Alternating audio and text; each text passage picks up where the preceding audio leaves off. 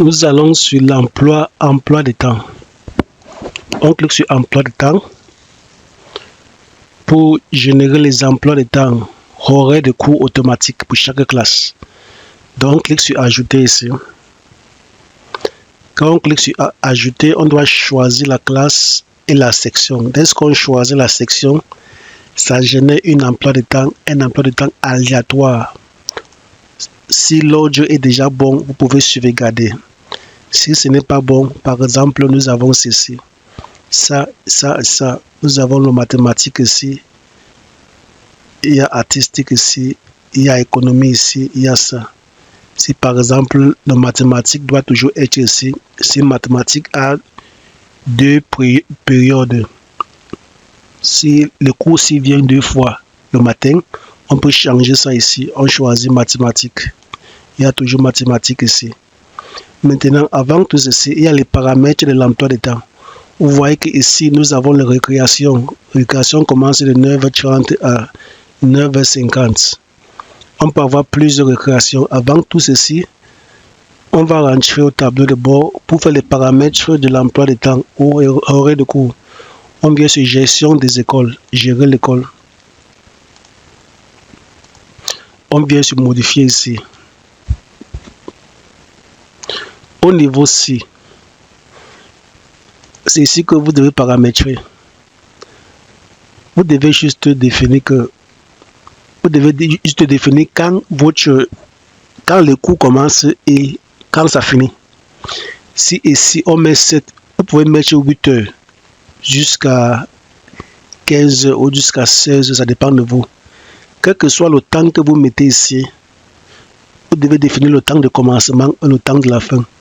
Et là maintenant, vous définissez combien de cours vous avez par jour. Il y a combien de cours par jour? C'est 6 cours, c'est 7 cours ou c'est 8 cours. Si vous mettez par exemple 7 ici, ça va prendre l'intervalle, c'est divisé par 7 pour trouver la durée de chaque matière. C'est ça. Donc la durée de chaque matière dépend de ce qui est mis ici. Ça va diviser lui-même automatiquement pour déterminer la durée de chaque matière. Et là, la durée de la récréation, vous mettez ici. Si c'est 20 minutes, vous mettez. S'il y a plusieurs récréations que vous voulez mettre, peut-être il y a une récréation après la 3e période ou après la 6e période. Si vous mettez ça ici, numéro 3, ça veut dire qu'après les 2 périodes, il y aura la récréation. Si vous mettez numéro 6, ça veut dire qu'après le 5e période, il y aura ça. Si vous mettez 3,6, ça veut dire qu'après la seconde période, il y aura une récréation ici. Et après la 5e période, il y aura ça. Donc, vous pouvez mettre point virgule là. C'est ce que ça veut dire. Donc, quand cela est fait, nous devons rentrer au niveau de l'emploi de temps. Quand c'est configuré comment nous voulons, on prend l'emploi de temps là. On choisit, on ajoute.